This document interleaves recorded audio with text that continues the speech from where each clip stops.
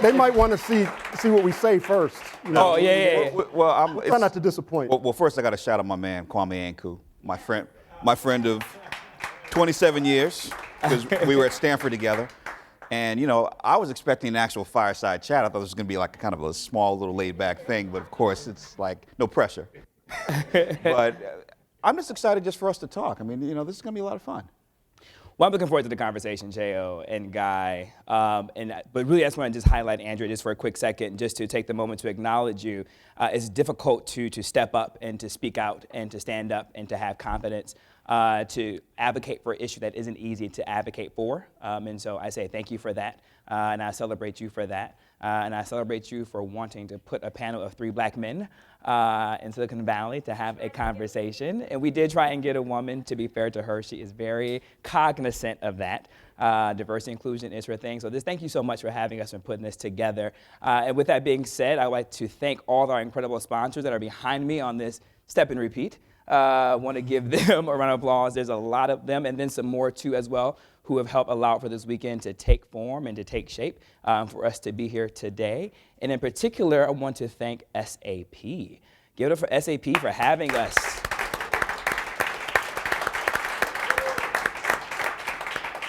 In this an incredible space, we had the opportunity to have a preview of some of the fantastic work that you guys are doing, and you definitely guys are changing the narrative on what is possible through automation and digitization and manufacturing, which I have a particular affinity to as industrial engineering background, as well as Guy. Primus used to chair the industrial engineering department at Georgia Tech, honorary chairman of the board. The advisory board. Advisory board. Right. For Industrial Engineering Department here at Georgia Tech. So as you can tell, I'll be moderating us this evening, but we won't be just a one-way dialogue. As Cheo said, it will be a conversation, and so it will be a two-way interaction. So we're gonna kick it off and just have a little bit of conversation here with you guys listening, but then we are definitely gonna turn it to you. We're gonna pass the microphone, and we expect you guys to be fully engaged. And please ask any question. I don't think this room is a shy room. I think we may just have to manage how many questions we're able to fit in the right time. And so Allie is gonna give me the great hand signals, and let's just go ahead and get started. So I'm just excited. So I'm sure you guys have GTS. Is that the phrase, Andrea? GTS, everyone on the panel, so we don't need to go and spend a lot of time with the bios. You two gentlemen are fantastic. You guys are dynamic. You guys have really pushed the narrative in your career and your trajectory into how we got here. Mm-hmm. Cheo, you really represent the content side of media entertainment. And Guy, you represent the technology side of media entertainment, as well as a business background too as well. I'd like to frame the conversation as we get started here in a room of disruptors and a home of disruption and activation and stirring the pots and stirring the conversation with the heartbeat of technology. So we witness what SAP is doing to disrupt the manufacturing process, what they're doing to disrupt the warehousing activities that are going on from manufacturing all the way to user end perspective. I think about, we all have touch points with the music business. So I think about the music business, and I think about how they did not embrace technology. Mm-hmm. How they didn't see the power of technology, nor the speed of technology, or the force of what technology could be. As a result, they were late to adapt. Mm-hmm. And as a late adaptation, business models became disrupted. Cheo, I just want to know from your perspective, because you worked across mediums, from the big screen to the little screen to the even tinier screen. What I mean by that, film, TV, and now digital. But also before that as a journalist as well. And yeah, okay. Which is also going through a disruption too as well through digital. Do you feel that Hollywood or the content of storytelling is embracing technology? And do you feel like by them embracing it that they are more adept to have better business revenues as a result of it?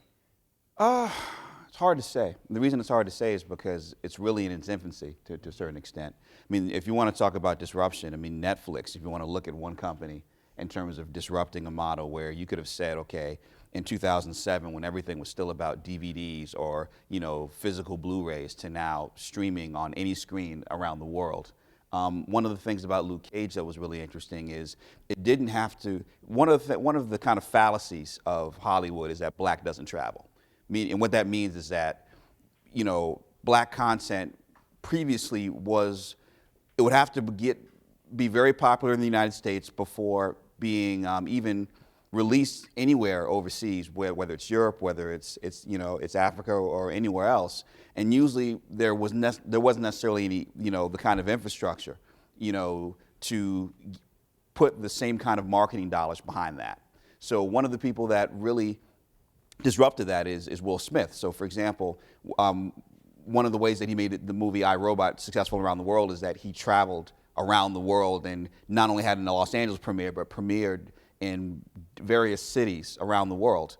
But the thing about Netflix with technology is that when Luke Cage, on September 30th 2016 came out, it opened literally in 30 countries, over 30 languages, day and date around the world. And so one of the things that I knew that I'd have the opportunity to do with the show is that it would be a direct translation of black culture everywhere. Mm-hmm. And I don't think, people anticipated how big it had the potential to be, but I'd always seen it, and I was lucky enough to have the opportunity to, lean in mm-hmm. and not necessarily have to translate every aspect, but I think people want the mystery. People really want to, learn about different cultures. They want to learn about things they don't know about to a certain extent. Mm-hmm. And I think that what happens is that because previously people had a very myopic view of what people would be into, I think they underestimate just how well, culture in general translates. Mm-hmm. And one of the things I always say is that culture is the cheapest special effect. Mm-hmm. It's one of the things that, I think people like stories, about humanity, and they want to learn different things. Mm-hmm. And so I think what's happened now is that you'll notice at the box office, movies that feature women and men of color are the ones that dominate the box office because people now want to see themselves represented on screen. And not only do they want to see themselves represented on screen, they also are looking for the authenticity behind the screen mm-hmm. in terms of the writers, in terms of the directors. And that wasn't necessarily, what was going on before because people just didn't have the opportunity. Mm-hmm. And so I think in terms of the embrace of technology, it's only beginning, but I think with the simplicity of it, you're going to see these windows collapse in terms of the release of movies. Already, I think the biggest thing that's disrupted everything is honestly the size of television screens, mm-hmm. because now the fact that you can, for less than $4,000, you can basically approximate a movie screen at home with a 65, 75, 85-inch 4K HDR television. Mm-hmm. If you have a sound system, it's pretty much approximating what you would experience in a movie theater. Mm-hmm. So what happens is that now that things are coming out very quickly, the studios are seeing the potential of, okay, like we need to not only get our things out more quickly, but we need to charge money because the more we charge, the more we'll make. So you mentioned, talking about leaning in and a disruption in terms of the screen sizes as one of the parameter of the disruption. You talked about Will Smith guy. You were former COO of Overbrook Entertainment, which is Will Smith's production company for those that don't know. So you have that traditional film production company background. And then you decided to do a pickup of Cheo to lean into virtual reality. Did you see that as being ahead of the curve to make sure that you're a part of the wave of technology that is really going to begin to shape how we view our content? Yeah, for me, it goes back to, when I was at Georgia Tech, and, if you don't know Georgia Tech, it sits in the middle of Atlanta. On one side of the campus is Coca-Cola, and on the other side is Turner. So for me, I grew up watching, I was a latchkey kid, since I was 5 years old, grew up watching a lot of television, and really, TBS was something that, really resonated with me. So I saw Ted Turner, and what I saw in Ted Turner was someone who combined really great technology and innovative technology, which, now it sounds passe, it was cable television, right? That sounds kind of crazy, but, in the 80s and 70s, that was, was what was up. But he also had this vision of creating and acquiring content, so he was mocked when he bought the MGM library, for instance. And, he put WCW on television, and he called the Atlanta Braves America's team, and he created CNN. So I've always, since I stepped foot on Georgia Tech's campus, been looking for, I call it my Ted Turner moment.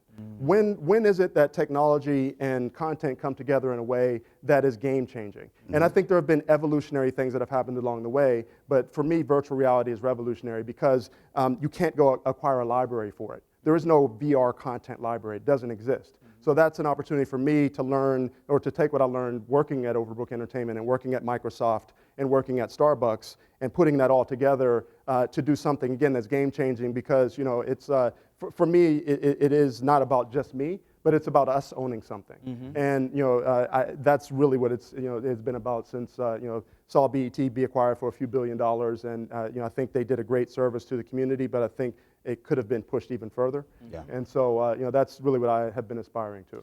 But when we talk about, like, you know, in the home of disruption where we're located at here right now, right, and we talk about those of us who go first, right, and a lot of us have seen virtual reality just in the aspects of the gaming ecosystem. We haven't really seen virtual reality in the aspect of this immersion. So as you begin to push that narrative, I'll be curious to hear what are the film studios saying to you as you begin to push forward, again, embracing technology, being ahead of the technology. Is it difficult when you sit across from the suits in order to get them to buy in and to invest into this idea of immersion? Yeah, so it's actually, when we first started, I'll say, you know, so back in the Marvel universe, I was working with a group that acquired the Marvel license, and we were doing this touring theme park. It was called the Marvel Experience. And it was a really great idea, but it was poorly executed from the, you know, kind of the founders.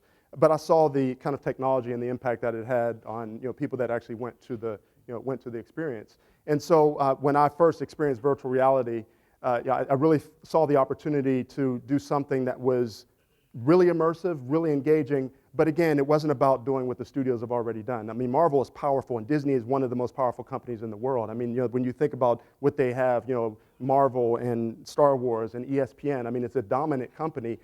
They're not going to let me sit at that table. You know, like, I'm always going to be a work-for-hire person. And so for me, what we're trying to do is create original IP from the ground up and work with, you know, people that have great ideas like Cheo, and we want to own that IP together and distribute it and actually start creating Disney and we want our Steamboat Willie. You know, that's really what we're looking for. Well, I mean, I think that's really the thing is, like, just like you're saying, is like starting on the ground floor. And, you know, there's a movie that actually probably was one of the better movies I saw last year. I don't know if you guys have seen it, it's called The Founder. It's, you know, kind of about the beginnings of McDonald's in terms of, you know, how Ray Kroc saw an idea and then essentially, some say executed, some say stole, but Acquired. What's interesting about it, and probably the most important, you know, lesson to learn from that movie, and it's really also interesting. Like I would, if I owned a movie theater and I was doing double features, I would actually show that movie with The Social Network, because essentially, even though they're separated by eras, they're pretty much the same movie. But the thing that's interesting about it is, like, the same way on The Social Network you have the Justin Timberlake moment, like, you know, why define what it is, like, because you don't know what it is yet. And on the other side, in terms of The Founder, there's this moment when he's really frustrated with his partnership with the McDonald's brothers, who are very, you know, have a very limited, you know, vision of you know, in terms of what they want for these burgers. And then really the moment that the movie, that I take away from it, that I always think about is you know, thinking about what are you really selling? And the thing that's interesting about that movie is, like, it wasn't really about burgers and fries delivered quickly. Yes, on the surface it was. It was ultimately about owning the real estate, because, you know, McDonald's is, you know, one of the biggest real estate owners in the world. And so I think one of the things that we have to think about is the fact that don't undervalue what you own. And you're not going to get your money quick, but if you own the infrastructure, it allows you to, you know, you don't know what it's going to be. You don't know what's going to be valuable when.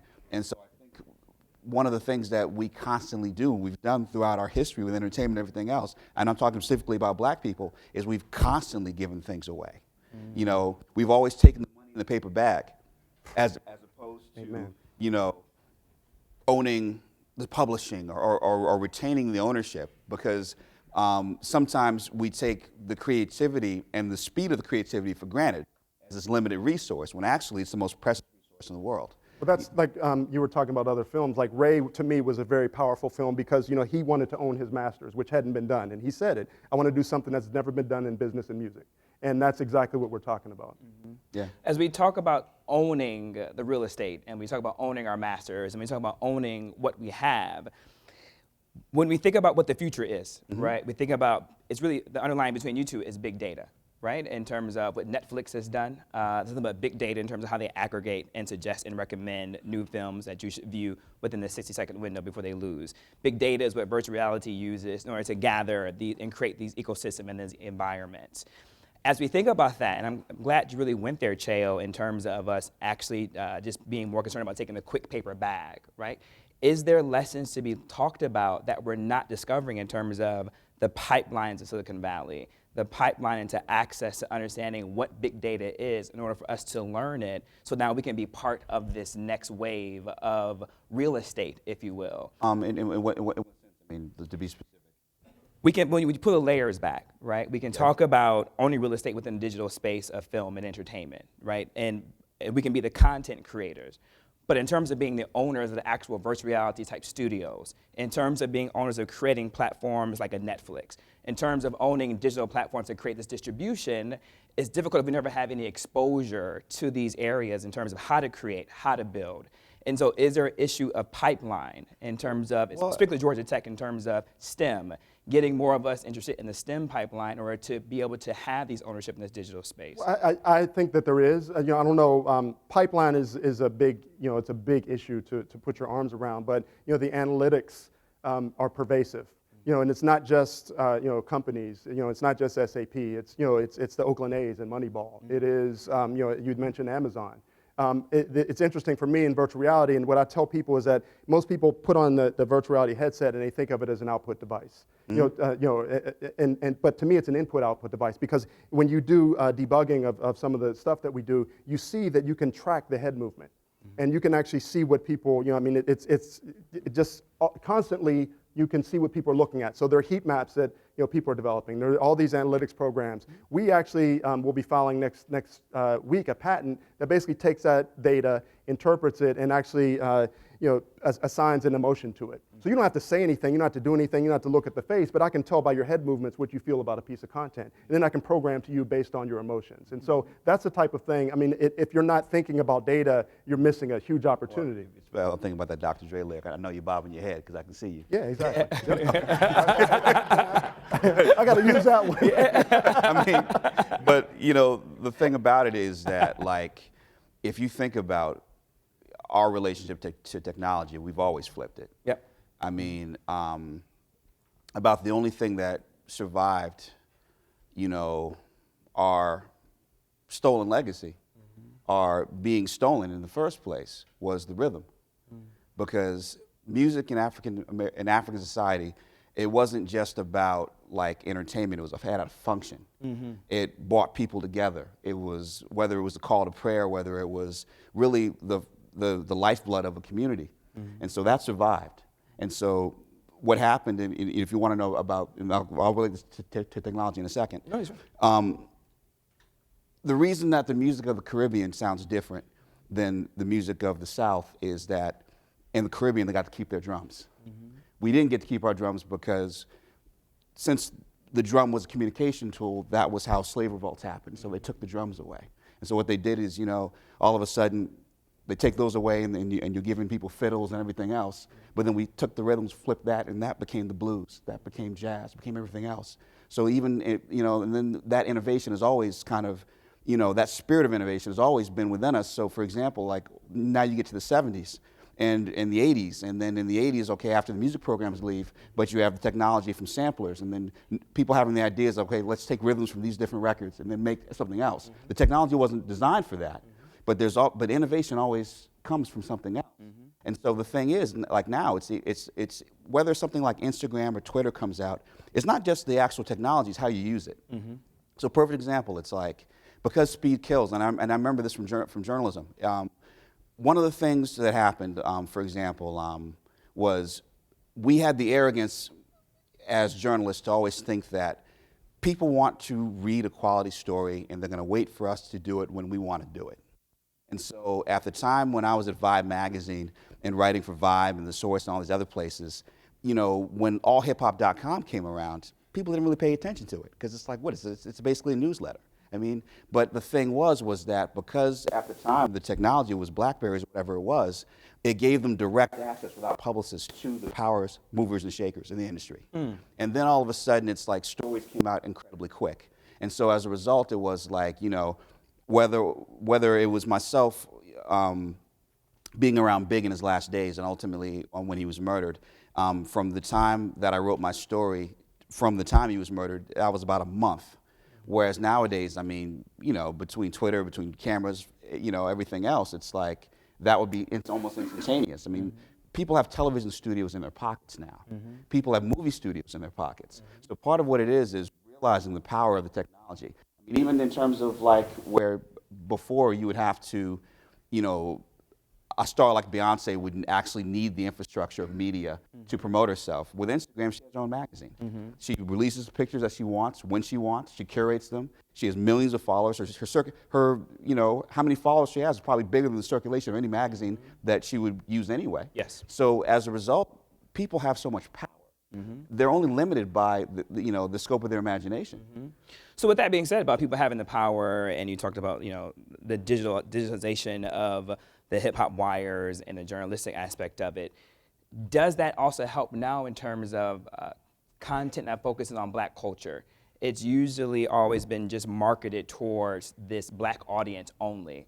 Now with technology has opened up, does that help more Black storytellers that have great content to widen the scope of the audience that they can reach out to, because now big data and technology has allowed us to do more strategic marketing based upon trends and patterns that they can find out through the data collections that you guys are mentioning? Well, absolutely, because I mean, Oscar Micheaux, when he was first trying to make movies and get them out there, like he had to barnstorm. But now it's like if you set up in your living room and you have an internet connection, you can send out what you make everywhere. And so really, for example, it's like one of the first movies that I saw that made me want to become a filmmaker was Spike Lee's She's Gotta Have It. And so the story of She's Gotta Have It is that Spike, back in the mid to late 80s, used credit cards and loans to finance that movie. And so that movie was made in black and white. I don't know the exact budget, but I'm gonna guess it was probably under $1 million. Nowadays, for $6,000, you can go to Best Buy and buy, between 4K cameras and microphones and everything else, you could make the equivalent movie for a few sandwiches and some cameras. I mean, Matthew A. Cherry, who's a really incredible up-and-coming filmmaker, actually made a movie with his iPhone, a couple of iPhone 6s or 7s, and you see the movie and it's absolutely amazing. So what you're talking about is true. People are only limited by their imagination and their determination, and I think the thing is that sometimes people don't really realize that. They think, oh, I have to have this, I have to have this money, I have to have these connections. No, you just have to basically have a will, and you have to have a vision, and you have to carry it out. Well, it's actually interesting because on the distribution side too, so the marketing side and the promotion side, you mentioned Will Smith, and he was on television every week, for a long time, and before that he was a hip hop star. So he already had a built-in fan base. But you look at someone like Vin Diesel, and I saw Vin Diesel cultivate his social media account over the course of years. And there's a good reason why he is as big a star as he is, because he did what Will Smith has did in the kind of days of I Am Legend, and he went out and actually talked to people and communicated with people and built a personal relationship. People think that they know Vin Diesel even though they've never met him, just like they think they know Will Smith and they've never met him. So that personal relation, that ability to kind of connect one-on-one is not only important for the content creation, but actually the marketing and awareness. Is that what virtual reality is kind of banking on in terms of like this personal connection, right? Because when you immerse yourself into the virtual reality, when it gets to like content creation, right, you're kind of just one-on-one with the subject, right? There's this moment of intimacy where you can look into the eyes. There's a moment of intimacy where you can get into the ecosystem, into the environment. So are you guys banking on that intimacy level in the same way that Broadway has this incredible intimacy level when you sit in the first couple of rows and the actors are right there in front of you on the stage? There's this great exchange of energy between audience and also too in terms of the performers. Yep, so I'm going to give you two answers to that. The first one is a very cynical answer, and that's no. Basically I want to be where people are. So what we're doing in virtual reality, I mean, we're creating great content. We're starting with great stories and great characters and great environments, but we're actually going to people. So people always ask, what about the distribution model? I don't understand the monetization. We're actually striking deals with IMAX and with theater chains and they're putting the machines in their theaters right now. They're basically replacing the arcades, they're ripping them out, and putting virtual reality systems in their, kind of in their theaters. So that's the cynical answer, which is no, I'm not kind of relying on empathy. I'm relying on a great storytelling and a new medium and something that's really kind of innovative. The answer that you're looking for, though, is actually absolutely. So when I talk about VR, I talk about the 4 E's. I talk about the engagement, so you're actually in the experience and you're actually able to interact with the experience. The experience itself. So we'll be releasing something in the next couple of weeks that is an animated series, and it features dinosaurs. So it's like a Jurassic Park for kids, if you will. And when you're sitting there and you see the scale of the kind of the T-Rex above you, and you're in a story, it actually does, it really motivates you in a different way that you can't even do on an IMAX screen. It's a totally different experience. And then empathy, so that the ability to kind of lock eyes with someone, and especially in a non-traditional filmmaking sense, where you can actually program a character to look at you. And we've done this with little Minions type characters, where you pick it up, and no matter where you move it, they're looking at you. And the other is extension. That's the 4th E, and the ability for people to actually follow their own path and pursue what they're interested in. If you want to learn more about that dinosaur, you can actually go up to that dinosaur, you can carbon test it, anything that you want to learn, and so you can extend your knowledge and the engagement in it. So there are things that we're counting on that you can't get from a traditional 2D screen, the 65-inch, plasma or LCD or 4K screen, that anything, the sound system, you can't get that experience, and we are banking on that. And then part of what it is also is like it takes a minute for writers and directors to adapt the new medium, because when you look at the history of cinema, movies, once they added sound, basically had to start from scratch. Yep. Because then all of a sudden it's like with that new dimension of act, like it wasn't a case of just the actor looking good. They had to actually talk, and in talking that added new challenges. And so with this new interaction, writing for a VR environment is, first off, I mean, people need to kind of, at least from a writing standpoint, you need to kind of get your head around what is the viewer experiencing. How is it different? And sometimes the thing is, it's like just as a gamer, it's like once things became open world, people became more interested in the world than the actual storyline. So like one of my favorite games of all time was Red Dead Redemption. And there would be times when I would just ride my horse for hours. Like like getting in the game was cool, and the shootouts were great, but then sometimes you just get on your horse. Yeah. And you just want to ride. You've had a hard day. Yeah. You know what I'm saying? you sit down and you just ride your horse. And so like that's the thing is the openness of the environment, or an environment that creates itself at the same time that someone is in that environment. It's a writing challenge. It's a programming challenge, but technology will get there, because technology always does. So I think that's part of what we have to think about is not just bringing people to the world, but what the world actually is, and then what is the real value, what is the real meaning. What I like about this right now is we're kind of going to that whole like juxtaposition kind of aspect of the conversation, right? Where you're the tech guy, the technology side of it, and you're the content creator, you're the storyteller, right? And as we talk about big data and predictability and machine learning and AI, there's this notion that they'll be able to develop and read what is a good script, and then what will be a big blockbuster hit, right? And then how it can be marketed. And then based upon what people enjoy and what people market, then we will, in order to create. But we all know on the flip side, I mean, we can talk about the virtues of big data, but we all know there's the implicit biases that exist within big data, right? And big data collection, right? And if we don't have the culture curators at the table of big data creation, the biases can kind of be perceived through that.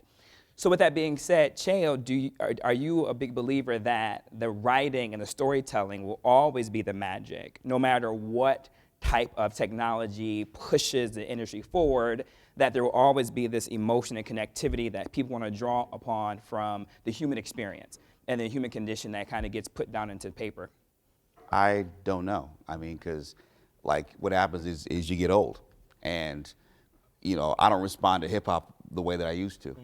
But it's changed, though. It's and I think some agree.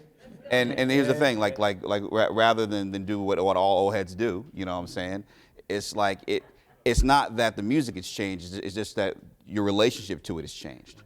And so, for example, it's like it's not as melodic, but the rhythm itself is now what dominates. And so the thing is rather than get pretentious about it and say, oh, well, you know, that's not my music. No, it's just that what happens is that it evolves differently for each person interacting with it differently. So that's why you can't necessarily predict that there's something that's a hit now is going to be a hit in the future. The only thing you can do as a creator is just try to do your best with the lane that you have and just tell your story in the best way that you can and hope that by putting your heart and soul on the line that will always reverberate.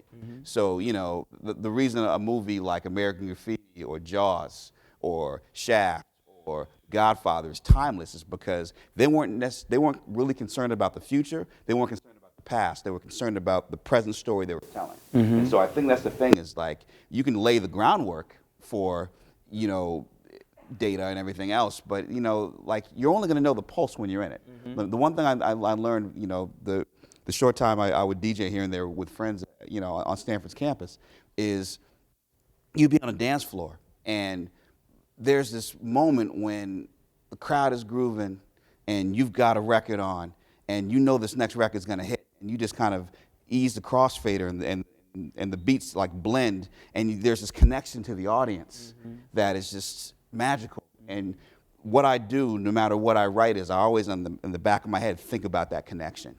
And that's really the thing that, you know, that pulse is what reverberates. Now, mind you, you know, I don't know why like AMG would work at Stanford but might not work somewhere else. Yes. You know what I'm saying? And I'm not going to tell you the song that would set everything off every single time I played it, but the thing is that What was the song? What was the song? bitch better have my money.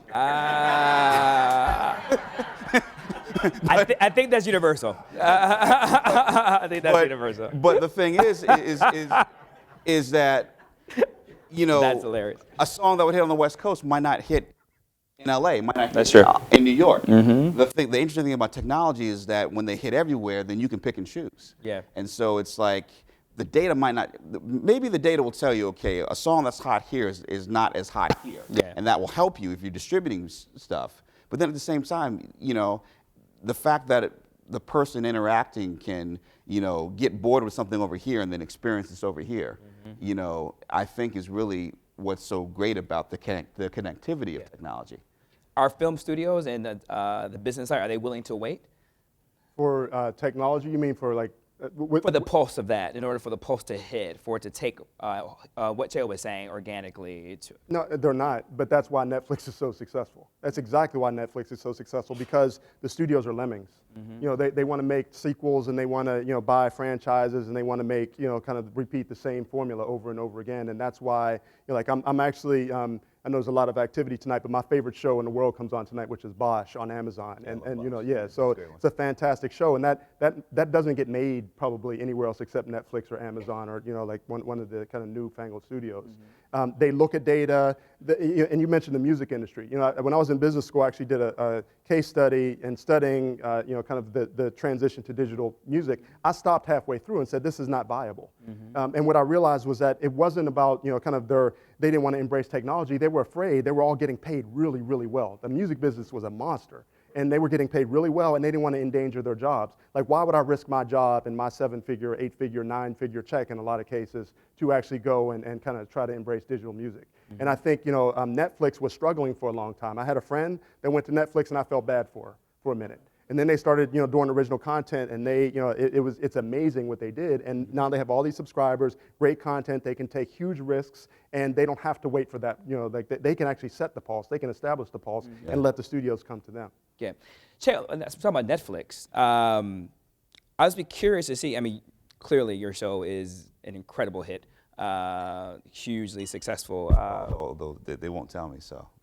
Who, the crowd? No, I mean Netflix. Netflix won't tell you? Well, no. The thing is that, you know, I'm working. That threw me off a little bit. I'm working for two of the most secretive companies in the world, whether it's Netflix or Marvel, and they're not going to repeat their numbers. I mean, I can say that the show's been very successful and everybody's very happy. But in terms of being able to quantifiably say what's what, I won't go on that limb. But I will say that, I mean, you know, we did kind of break the internet for 20 minutes. So, I think you did. I think you actually did. Yeah. So you clap for that. But again, that's people from around the world, of color and not of color, interested in the same thing at the same time. And so it only took like a little minor glitch that normally would have been caught, but because of the sheer volume of people trying to watch at the same time, that's what caused that disruption. You must knew where I wanted to go with that, because of the fact I research you a lot, I follow you, and so you love to use this term, inclusively black. And I love that. I love that you said you created this Luke Cage experience in order to create this inclusively black moment to where black culture can identify with it, but the masses can wrap their head around But what that means, though, inclusively black, what I meant by that is that I'm creating elements and pulling together all these different influences that come from our culture.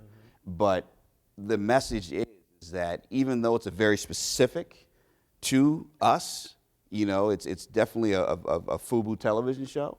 At the same time, that doesn't mean that we're excluding anybody. We're inviting everybody to the party. Yeah, we call that universally relatable. So the story of the Pursuit of Happiness, for instance, is something that, when they were pitching it to the studio said, why would anybody buy that movie? That's a $30 million movie. No one's going to go see that movie because who wants to go see a movie about a homeless black man? And, that's actually a really good question, but that's not what the movie's about. The movie's about a father's love for his son.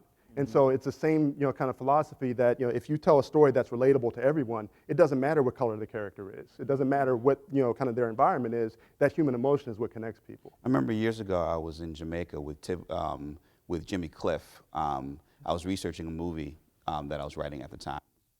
You call it research? Yeah. Oh, okay. Well, it definitely was because there was no money involved. Oh, okay. The chance to go hang out with Jimmy Cliff, that was it. My friend Rudy Langlis, who produced The Hurricane, brought us together, and so Jimmy said, "Come hang out." So I did, and there was this thing called Pasa Pasa, which was in Tivoli Gardens in Kingston, one of the most fascinating, dangerous neighborhoods in the world. There was basically this dance party that would happen. It would start at 3 o'clock in the morning. And you're just out in the middle of it's just incredible. Like the music is just playing and everyone's dancing and it's like this could go left at any moment, And I remember being out there and in the middle of this crowd, there were 2 Japanese tourists that were videotaping everything. And they didn't come with fear. They didn't come with trepidation. They were bought by the music. They were bought by the spirit. And so that's the lesson, I think, that what Netflix does is instead of saying, okay, let's just look at this one demographic, everybody might find what this thing is interesting, And so I think that's really the lesson. Go back to your initial question about, telling the story. And what was great was that, no one at Marvel, no one at Netflix said, okay, for the first 25 minutes of Luke Cage, there are virtually no white characters. And it was funny because we didn't even realize, we were kind of shocked at first. I know this sounds silly, but we were shocked at the reaction when there were people on Twitter saying, hey, where are the white people? And I can say this because the grand majority of executives that I'm working with at Marvel and Netflix are white. Nobody thought about it because they were so, enamored of the story and so enamored of the storytelling that never came up. And so even with all the edits and all the back and forth about what cut you put out and everything else, that was the last thing. No one thought about that at all. And that really, in a way, is a victory because it used to be that when you were dealing with big companies that wanted to be mainstream, that they were so constantly worried about having a white savior, having a white character that can translate. It's kind of like people just want the story. And, the same way how, I didn't know anything about, heroin of Scotland, but I love Train Spotting. That's a movie Danny Boyle that throws you into the deep end of the pool. Or when you watch another Danny Boyle movie like Slumdog Millionaire, again, it's like another movie that just throws you just deeply into a culture that the message is, it's like, if you're gonna throw somebody in the deep end, it's like at first they're gonna flash around, but then they relax and they float. And that's the thing. It's like, the main message of Luke Cage is like, you know, if we're going to, yes, we're not going to necessarily translate every single aspect. And you might not have heard of some of these authors. You might not have heard of some of this history, some of this music. But like, relax, let it flow over you, and it's cool. Yeah. You know, and it's going to be okay. You know. So I'm curious now, just hearing you talk about that in terms of the first 25 minutes, like you don't even notice there's no white people kind of involved in the space. And when you look at Netflix right now, Netflix has so much content from people of color. When I looked at my Netflix the other day, it was just full of these beautiful mosaic images of people of color. And I'm wondering, is the digital platforms like a Netflix, like a Hulu is doing original content, like Amazon is doing original content, are they more open to having content creators that are people of color versus more your traditional mainstream platforms like your television networks and your film studios? Well, I mean, you know, if you're talking about entertainment, I mean, you know, multiculturalism, I don't care if it's black and white, it all equals green, you know, and so the more people that you include in an experience, you know, the more people want to show up for that experience. And so I don't think it's all altruism. I think it's looking at, hey, everybody wants to see themselves represented, and we have such bandwidth that, you know, that's really the most fascinating thing about Netflix, is that the more you watch it, the more specific the experience tailors it to what you like. And so if you're into cowboy movies, then every single cowboy movie in the world by genre is all of a sudden going to pop up in your queue. And so at the same time, it's like what you're talking about with data. It's very specific, but then at the same time, it doesn't preclude you or you know, prevent you from looking into other things. It's actually interesting because, you know, Nielsen is an archaic system, and all those data are aggregated. As you know, opposed to Netflix, the reason why you're seeing those, you know, that mosaic is because that's what you're watching. Like, you know, it's not, and the reason why they're not sharing those data is because they know how valuable those data are. And so it really is, they can program specifically to you, and they know who's watching, they know, you know, what they're interested in, and they can find showrunners that actually are going to, you know, hit that specific, very, very specific need and demographic. With your technology, are you thinking about that as well? Are you looking at the data as you guys to look at like content creation and who can create this kind of ecosystem of a storytelling within the immersion of virtual reality? Yeah, I've been advocating for someone to create the BET, you know, and again, I use that as a very loose term, but, you know, I'll say a very targeted, you know, content for African Americans and people of color in general, and you know, underserved audiences. But for us and virtual reality, it's way too early to get specific. You know, there aren't enough viewers and people that own headsets. There are probably in the world, you know, fewer than 10 million people that own powered headsets. You know, and so we have to serve that entire, if we're going to survive as a company, and that's my number one job. You know, I'd love to create great content, but my number one job is to grow and you know, kind of continue to scale this company. We have to serve all of these people right now, and so that's why actually we're gearing right toward family content.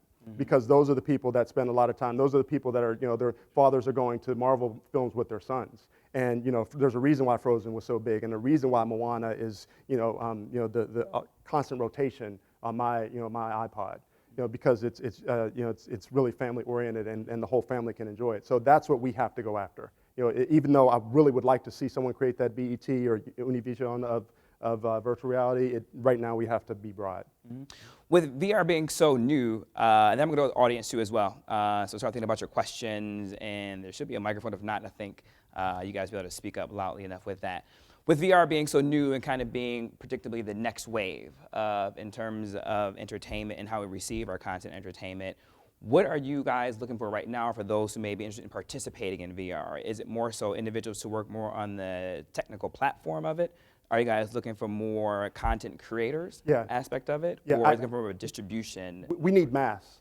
So you know, I'm actually pitching to an organization called the VR VCA, because we're raising our next round, and next week. And my first slide is, you know, our passion is the industry's problem. And there's a big picture of an article that says, you know, VR is not going to grow until there's more content.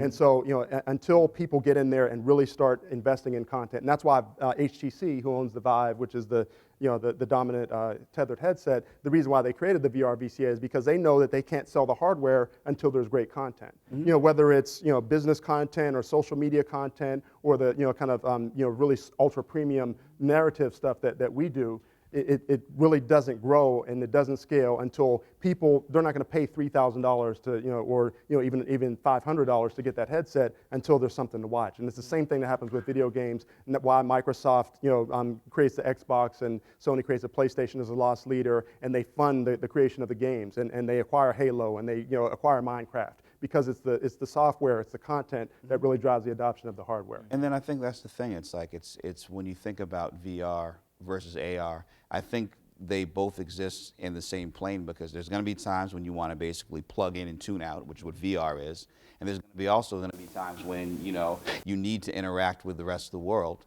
But also, if you bring different technology to it, I think that's going to be like the future. Like for example, like imagine if you have like glasses, and so I can be sitting in a cafe, but what I'm actually looking at is actually a monitor that, from what I'm seeing, is 27 inches, and what everyone else is seeing is just like nothing. And I'm just near typing, but it's like I'm home. I mean, or little things that pop up. I mean, I think what's going to be great is that VR is going to be one of those things that you just sink into, and that but really technology is everywhere. I mean, but I think the question now is like, do you want to reach in your pocket, or do you want to be able to look forward and see the same thing that you would see, on your phone? So essentially, everyone, like my grandfather was a Tuskegee Airman, he's a fighter pilot. Like, he would always talk about the HUD, like your heads up display. I mean, that kind of stuff is more and more you're going to see that, whether it's in cars, whether it's in wearable technology. I mean, I know the whole thing with Google Glass, right now didn't take off, but something like that's a little more discreet will eventually take off. Yeah. I mean, I think I think part of what, as a content creator, that people like myself have to look at is how to basically adapt to the changing technologies and telling stories in a medium, in all these different mediums. And then at the same time also, figure out ways to monetize that. And I think the thing is that there's a great potential to do that, because since it is on the ground floor, you can take the lessons that you learned from television and film and not getting paid in terms of ownership, and then figuring out from a partnership way to put a stake in it so that you gain profits. That's interesting that you mentioned that. I'm going to get to you, Andrea. I see the question that you have. Guy, you talked about needing mass. Cheo, it's interesting you talked about, from a content creator perspective, in the area of storytelling, monetizing it. And that's exactly how we started the conversation off with, in terms of how did music not adapt to the technology. Music and musicians are struggling right now in terms of how to monetize like their own product. What is a need from content creators or storytellers, and from cross mediums? What is there a need for that you guys are looking for to kind of help monetize? Is it more respect from like a Silicon Valley to respect the content creators? Is it more to share a better symbiotic relationship with technology and content? Or what is the need for a storyteller? I don't really understand the question. You were just saying, you mentioned earlier in your conversation, you talked about how to monetize what was going on. And so I'm saying, what is it that you're looking for to be monetized? Well, I mean, everybody wants to get paid at some point. I mean, that's just the name of the game. But at the same time, I don't think that that's people's ultimate goal. I think people want to, have a relationship with the things that they create. I mean, the thing about musicians for many, many years is they would create these great songs and then they wouldn't profit from them. And so I think the thing is that people want to be able to, from the ground floor, be a part of creating something new and special, but then also be able to profit in that. But the thing is I think is also really interesting in terms of when you talk about tech and the relationship with Hollywood, is that there's so many massive, amounts of money being made here that power might cancel companies out up here, but 300 miles, 400 miles south, that you can buy studios. You can, for what you would consider research and development, make a film that will make you a profit. So I think that there's a gold rush, or could potentially be a gold rush, because of the fact that where you have these studios that, like Guy was saying, are so locked into, the like very closed-minded perspectives of sequels and only wanting to basically do branded content because they minimize risk. You could create a new Matrix. You could create the next Star Wars. You could create something that doesn't exist because you have the resources and the opportunity to do it. And you could create a new medium that you would gain, that you would also control the profit stream as well. So I think that's really the thing that's interesting, is that not only is what's happening up here, like for example, if you look at a company like Pixar, like all that stuff happens here and really could happen in a lot of other places. And again, I'm just, I guess my new mantra is that, if you have the persistence and you have the vision, the technology is there. It's really just how you use it. Yep. Andrew, you get the first question? I think we'd be remiss if we just didn't acknowledge that Guy has already raised $25 million.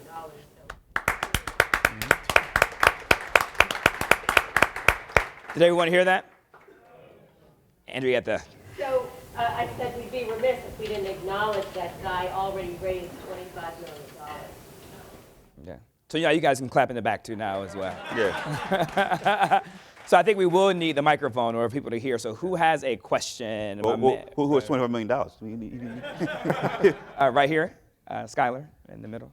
Or, I'm sorry, yeah. I didn't see you on that side. Thank you. Almost hit the beer. So first off, thank you guys for coming. This has been really, really great. And I'm fluent from South Carolina, so this is stuff I'll be taking back and sharing with our community there. But my question kind of leans towards that. Cheo, one of the things you mentioned is that if you have the grit and the passion and desire, you can kind of make it happen. What do you say, and you two who are, I don't say, you're probably at the middle of your entrepreneurial journey, the things you're still creating. What do you say to a room full of people of color who see it sometimes one person or two persons get into a room and close the door behind them?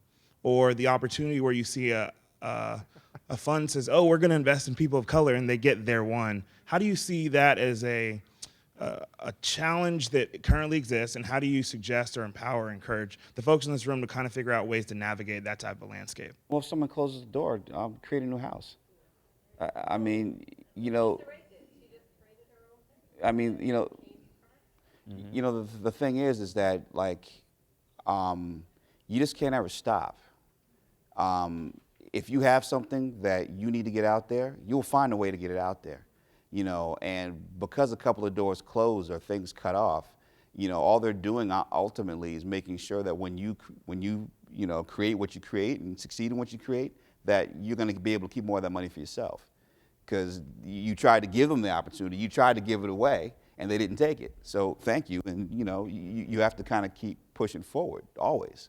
I'll definitely steal that from Luke Cage, but the thing is that, like, I don't know. I mean, the thing I always think about, like, when people talk about, like, when are there going to be more positive black movies? When are we going to see, the Frederick Douglass story or all these others? The fact of the matter is that you can't really expect for wolves to make pro-sheep movies. Yeah. We have more money and more technology, more opportunity than any generation that ever came before us. So for us to be boo-hooing about when are they going to start doing this, when are they going to start doing that? No, when are we going to start taking our resources and pushing forward? And that's not anti-anything or anybody. That's literally just taking the examples of people that have come before us and have done the same thing. You know what I'm saying? So it's like, I mean, when George Lucas and Steven Spielberg, were part of changing what, Hollywood from the old guard to the new guard, there were so many obstacles in their way, and so we need to take the example of, okay, if we don't like the content or we don't like certain stories, then, it's not about, marching just on people whose minds you're not going to change. It's about marshaling our resources to do it for ourselves, because why should we wait anymore? There's also an element of sacrifice too. So a few years ago I met this guy, at Georgia Tech, and he's like, Georgia Tech is one of those, our mascot is a bee. You know, it's like busy, and Georgia Tech is known for producing the best employees in the country, right? You know, that's year after year, we produce really great employees. We don't produce entrepreneurs. So I've been, kind of talking to people and trying to change that, and I met this guy a couple years ago, and he was like, you know what, I'm gonna go in, I'm gonna do it. And I'm gonna sacrifice, and I'm gonna move to Silicon Valley, and I'm actually, I'm gonna actually make it happen. And I was like, that's exactly what's needed, and actually Kyle is here. He said he was going to do it, and he actually came and moved out to Silicon Valley to do it. I always say you have to be in it to win it. So whether it's Ken and Caritha or Ben Horowitz putting together programs and actually moving, sacrificing, the same thing they did in the music industry. Like the reason why Puffy is on top is because Puffy started as an intern. Like it wasn't that he moved in and kind of put all of his resources together. He actually sacrificed and slept with 4 people on the floor, and the same thing that the white guys are doing in Silicon Valley right now. And you see on the show, we have to sacrifice. The expectations that my parents put on me of not putting your feet under the table, we have to give that up. Because you have to sacrifice, I believe, in order to kind of take one step backward to get 2 steps ahead. And whether it's go make $70,000 as a software engineer coming out of school, or whatever the rates are these days, the expectation if we're ever going to be those billionaires with a B, we have to be willing to sacrifice and not take the $80,000 a year job. And also, it's also about like relationships and keeping your eyes open. I mean, if you get a job as a PA and your job is to deliver packages and pour coffee, you can get really good at that if that's all you're focusing on doing. But if you're really trying to, start listening to conversations, if you're really starting to, ask questions, that beginning of something and doing something with persistence can turn into a host of other possibilities. So I think that, the main thing that you have to do is that you always have to have the perspective of, what am I really doing this for? And in doing that, always try to find a way to learn something and then apply that to yourself to get to the place that you want to go. Question? Any more questions? Someone in the back? Thank you, guys. This is very fascinating. One of the things that intrigued me was you talked about the distribution of technology and how it's proliferated. And I wonder if you could parlay that into a question around centers of excellence. And so what I mean by that is, we're sitting in Silicon Valley, right? It's sort of where technology happens. And people say if you want to start a big technology company, you got to pass through Silicon Valley. It's where the VCs are. If you want to make a blockbuster movie, you have to go through Hollywood. And yet at the same time, to your point, people have movie studios in their pockets. Mm-hmm. And so as the technology starts to distribute and proliferate and move from a hub and spoke to a more distributed kind of mesh sort of network, do those centers of excellence also morph into a more distributed place, or do I have to live where you live to really break through? Well, not necessarily, because the thing is, like, if you think about someone like Berry Gordy, Berry Gordy, who actually worked on the assembly line, and then basically, took what he saw in the car factories, and then said, what if you could apply that to making music? What if you could have quality control? The whole notion of, would I buy a sandwich or play, or buy this record? Like, would I feed myself or play this? That, those famous meetings of quality control at Motown. And then how he was trying to make the best records for Detroit, but inadvertently made some of the best records in the world. I think that's kind of excellence proliferates everywhere. And so if you can't get to the places where things are happening, then make your own spot hot, because I saw that happen constantly in the music business, mostly by people that couldn't get on because of the arrogance of people in New York or in LA. And so all of a sudden it's like, Atlanta says we're hot too, and Houston says we're hot too, Tampa or Miami says that we're also hot, and they make records for their region that are hot. That all of a sudden someone else hears and says, you know what, I like that too, and then the next thing you know, because the distribution is there, it becomes hot everywhere. So sometimes, even though you can't necessarily get to the place you want, if you can make your own spot hot, then now with technology, everything kind of pulls together anyway. Yeah, I would extend your metaphor. The centers of excellence in the past were centered around Like, so Hollywood, you have to edit your film, and you have to get your film, and you have to have the cameras, and all that stuff was located in Hollywood. Now you have Adobe Premiere and Final Cut, and you can actually, do it on your laptop. And we were having a conversation with the gentleman in the back. I'm sorry, I forgot your name already, but he was talking about how his son is programming in Unity. And Unity, knowledge, which is a game engine programming software, is a center of excellence. If you can master Unity, you can do that from anywhere in the world. And the same thing happens with Unreal. Unreal is, it's a game engine, and they're headquartered in North Carolina. But they're the center of the game universe. But there's so many people that have mastered Unreal around the world, and they're building games and creating billions of dollars. So I think the center of excellence doesn't necessarily have to be a physical place. It can be software, it can be a concept, but you just have to build a community around a single idea. Barry Jenkins made a $1.5 million movie about an aspect of life in Liberty City, Florida, that won Best Picture, and probably one of the biggest upsets, and ceremony aside, in the history of Hollywood. So, it's just really about your passion and executing that passion. I mean, it's not a fallacy. I'm not saying that everyone out there is going to have the success that movie had, but why not try? And not just in terms of that film, but really just in whatever you're trying to do. The question is not why, it's why not. Question? Right here in the front. Hi, my name is Macy Peterson. First, I have two questions. The first one's really quick. I don't know what your relationship is like at Netflix, but can we get A Different World back? Because I love watching that on the weekends. My second question has to do with the distribution of theatrical releases and that content. Mm-hmm. When The Interview was released a couple of years ago, due to pressure from, I believe it was South Korea, they decided not to do the theatrical release, or they did the theatrical releases on platforms like YouTube, pay-per-view, etc. But we haven't really seen that ever since when it comes to the initial release. And so I'd like to know, how is Hollywood and how are your studios or the entities that you work with thinking about the intersection of entertainment with technology when it comes to the initial theatrical releases of films? Well, the thing is that, like, for example, there's a movie right now, The Irishman, that, no, I'm sorry, yeah, is it The Irishman, or is it, no, they paint houses, I think it is. It's a Martin Scorsese movie with Al Pacino, Robert De Niro, Joe Pesci, that I would have told you 10 years ago, Paramount Pictures would have been crazy to let go.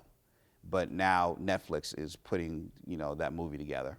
And so the thing is that, whether it's movies that they're making with Brad Pitt, whether it's, this Will Smith movie that they have coming out, both Amazon and Netflix and these companies are now using their money to finance huge Hollywood productions.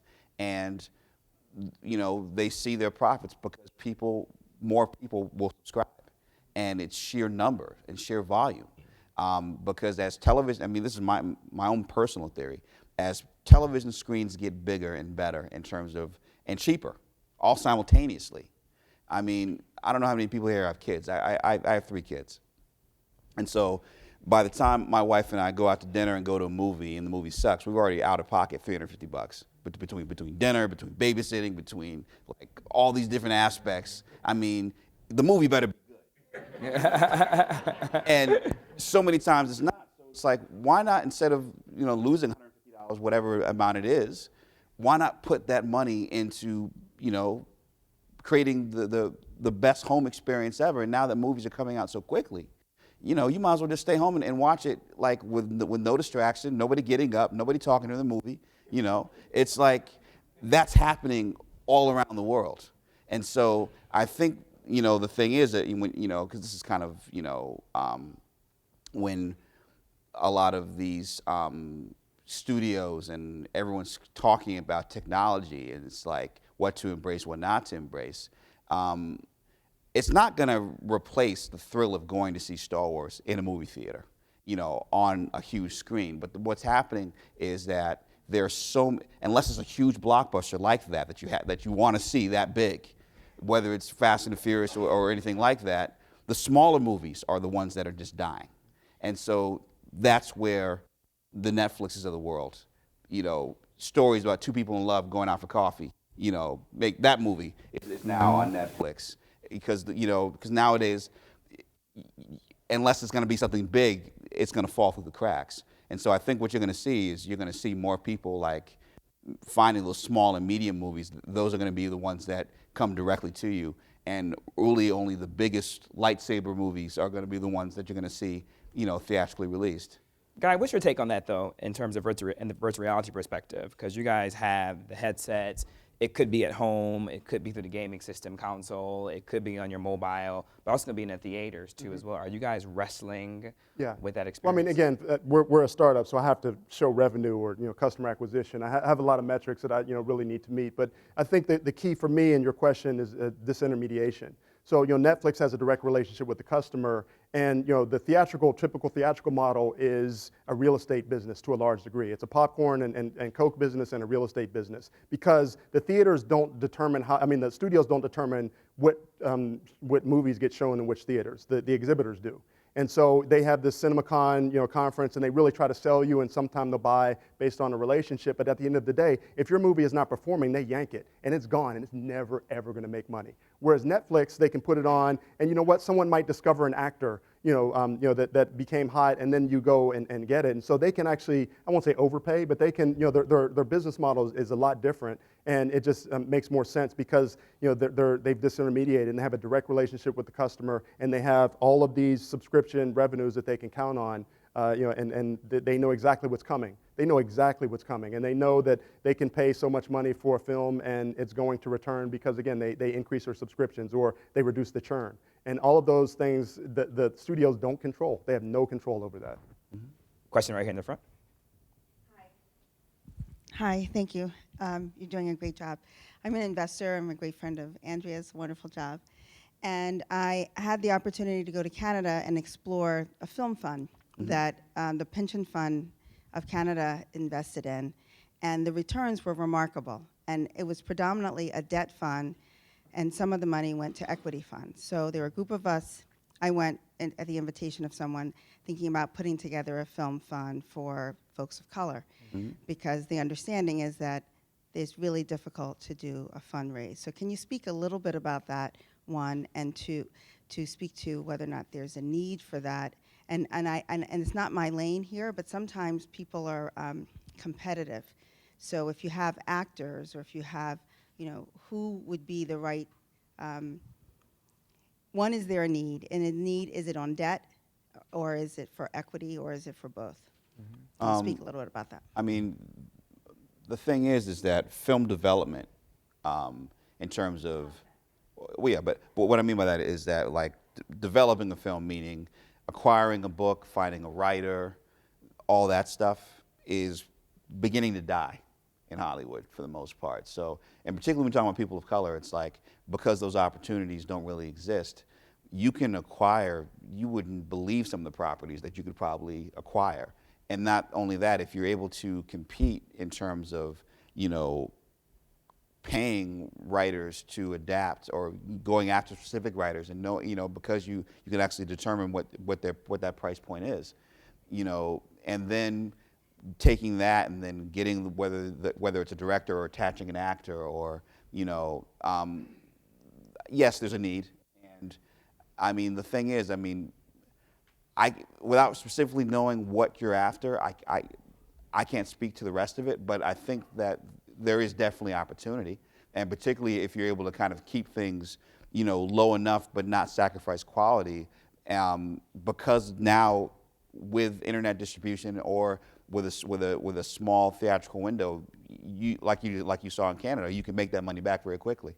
I'm going to answer your question very personally. So there are two people that I know that are kind of doing their own films, and I know one of them is out raising money all the time, and that's Charles King.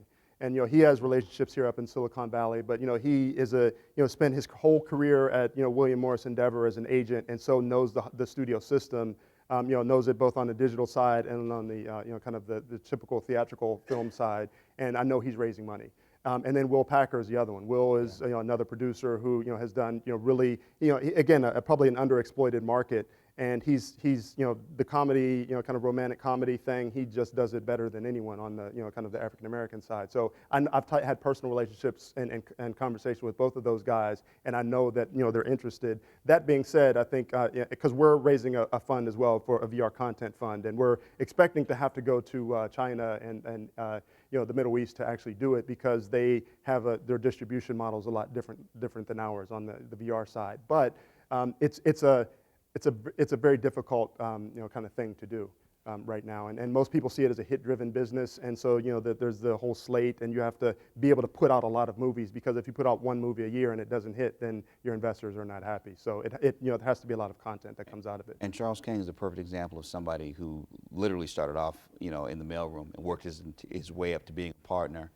and didn't wait for anyone to give him a company. He made his company. Yep. And Fences is one of the movies that he was behind. And that's the thing. It's like you start off small, but if you have the vision and keep pushing forward, Exactly. you never know what's going to happen. All right, we got some hands up. I'm gonna go to the guy in the middle, right here. I acknowledge you. And then I'm gonna come right to you. I'm gonna go him, you, and then my brother in the back. Great job, guys. I'm Glenda. I'm a partner with Ernst & Young. Nice. And there's so much interconnection about what you guys are talking about, but also what you're not talking about. You started off with Netflix. Yes.